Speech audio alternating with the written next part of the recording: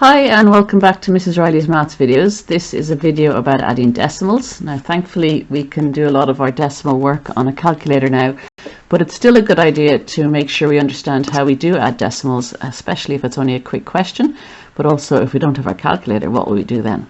So adding decimals is the same as adding whole numbers, regular numbers, and probably decimals are easier to add than fractions, partly because you don't have to do major work to get them into shape first so that you can add them together, but also because it's more like adding money, and most of us are fairly okay with adding money. We kind of know what's happening. So I'm going to run through this video very quickly. How do we add and subtract decimals? So we'll start with adding decimals. So in the first one we've got 32.46 plus 17.18, and you'll remember from before, from national school or wherever, that when we add decimals, the important thing is that we've got to line up the decimal points. Okay, we can only add decimals when these decimal points are lined up.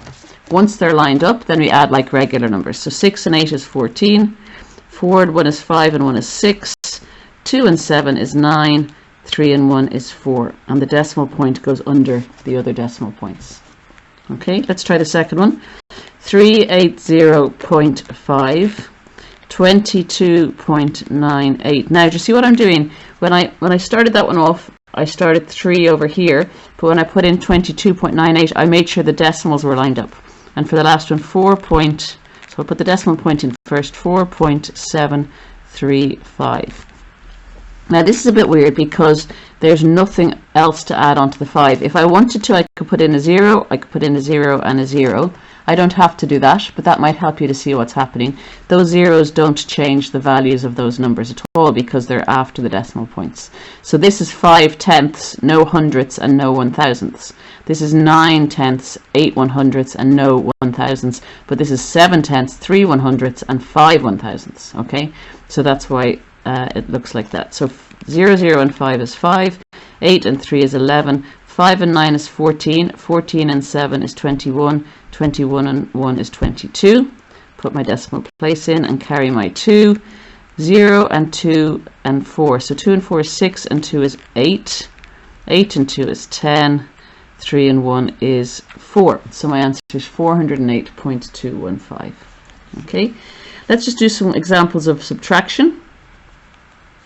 So example 3, let's say 74.98 subtract 37.35. Okay, and then the second one can be 104.342 minus let's say, just make up a number, 68.983.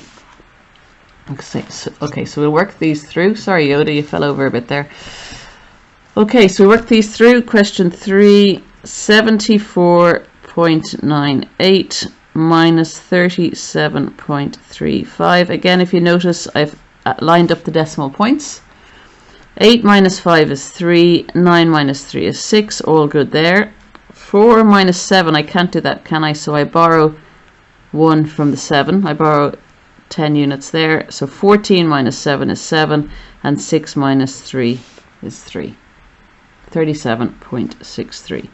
And then question 4, 104.342 minus 68.983. Oh, I can see this is going to cause trouble. Again, I've lined up the decimal points together.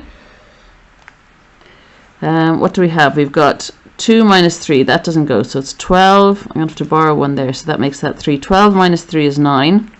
3 minus 8 doesn't work, I'm going to have to borrow 1. So that's 13 minus 8 is 5, and I'm going to have to borrow 1 here as well. 12 minus 9 is 3. Oh dear, I'm going to have to borrow here as well. 3 minus 8 doesn't go, so 13. I'm going to have to borrow 1 from here, which is going to make that 9, and that's going to be gone. Oh, it's very complicated. 13 minus 8 is 5, and 9 minus 6 is 3. 35.359. Let's try one more where I don't have to borrow so much, will we? So let's say 1.874 minus 0.358. Okay, so 1.874 minus 0.358. Now, this is a good one where it's worth kind of guesstimating what the answer is going to be. If I have almost 2 and I subtract around 0.3, my answer is going to be what? Actually, that's not even almost 2, is it? 1.8. So €1.80 subtract 35 cents. I reckon my answer is going to be about €1.50. Wouldn't that make sense? So it's good to get into the habit of guesstimating. So let's borrow one here for the 4. 14 minus 8 is 6. 6 minus 5 is 1. 8 minus 3 is 5. And 1 minus 0 is 0. So 1.516. Okay, one last one. Just what do we do if we have plussing and subtracting, adding and subtracting in the same question? So 3.56 minus 1.43 plus 10.725. What I'm going to do, I could do it either. I can either do this part of the question first and then add this on, or I can add these two together first and then subtract. But to keep it straightforward, I'm just going to subtract first. So 6 minus 3 is 3, 5 minus 4 is 1, 3 minus 1 is 2. And now I'm going to add that answer onto this answer, this part of the question. So nothing and 5 is 5, 3 and 2 is 5, 1 and 8, 7 is 8, 2 and 0 is 2, 1 and nothing is 1. So 12.855. Okay, I hope that helps. Other thing you might be asked to do is to put decimals in order of size. So let's just take an example: 0.43, 0.76, 0.47, 0.85, 0.1 and 1.6. So when we're putting decimals in order, the first thing we do is we look and see have they got a whole number. So let's say we're going to go from smallest to the biggest. So any that have a whole number are going to be at the end, aren't they? Because they're bigger than 1 or bigger than 2 or whatever. These numbers here are all less than 1. So what we're doing is we're looking at the first decimal place after the decimal point. So we're looking at that, we're looking at that, we're looking at that, that, and that. That's the first thing we look at. Now, looking at those, this one's obviously the smallest because it's got a 1. So 0.1 is going to be our smallest number.